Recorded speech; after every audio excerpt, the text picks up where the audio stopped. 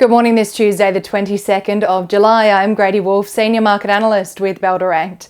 Wall Street closed with records across two of the three major averages on Monday as optimism around earnings overshadowed investor fears of the latest tariff developments.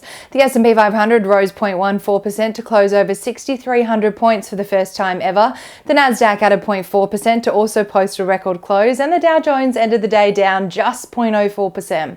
The second quarter earnings season has started with a bang and very strong in the US, with Verizon shares popping 4% yesterday following a Q2 earnings beat, while Alphabet also added over 2%, and that's ahead of its earnings out after the closing bell on Wednesday. In Europe overnight, markets closed mixed to start the new trading week amid tariff uncertainty, which is the common theme right now. The STOXX 600 fell 0.1%, Germany's DAX closed flat, the French CAC fell 0.3%, and in the UK the FTSE 100 ended the day up 0.2%. Ryanair shares rose 6% on Monday after the airline posted a 128% rise in Q1 profit, which topped market expectations. Across the Asia region on Monday, markets closed mixed as China held its key 1- and 5-year loan prime rates steady despite the struggling economic recovery in the region. China's CSI index rose 0.7%, Hong Kong's Hang Seng gained 0.57%, Japan's Nikkei fell 0.21%, and South Korea's Kospi index ended the day up 0.71%. Locally, to start the new trading week, investors were in profit-taking mode after the key index reset its record high to end the last trading week, leading to a 1.02% decline at the closing bell on Monday. Stocks that have run hot over the last 12 months, like big banks and some gold miners, that came under pressure yesterday. Energy and materials stocks were the only sectors to finish the day in the green, while financial stocks took the biggest hit to start the new week, 2.26% lower.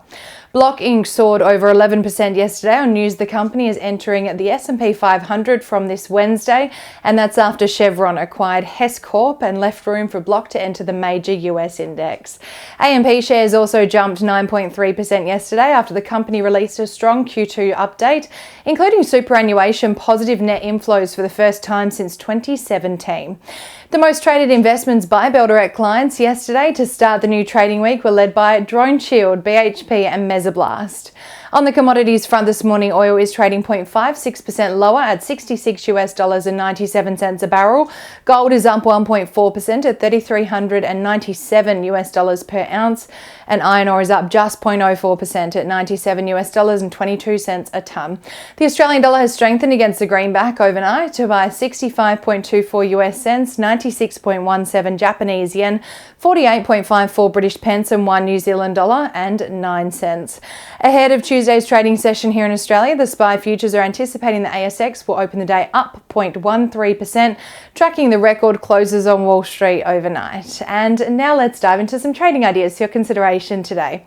Bell Potter has downgraded the rating on Perenti from a buy to a hold and have maintained the 12-month price target on the materials company at $1.80 per share, following the company's issue of an updated noting that FY25 free cash flow is likely to be $280 million versus the previous guidance of greater than $150 million. The downgrade to a hold is on the back of recent share price appreciation. And Trading Central has identified a bullish signal on Whitehaven Coal following the formation of a pattern over a period of 156 days, which is roughly the same amount of time the share price may rise from the close of $6.42 to the range of $8.20 to $8.60, according to standard principles of technical analysis. And that's all for this Tuesday morning. We hope you have a wonderful day and happy investing.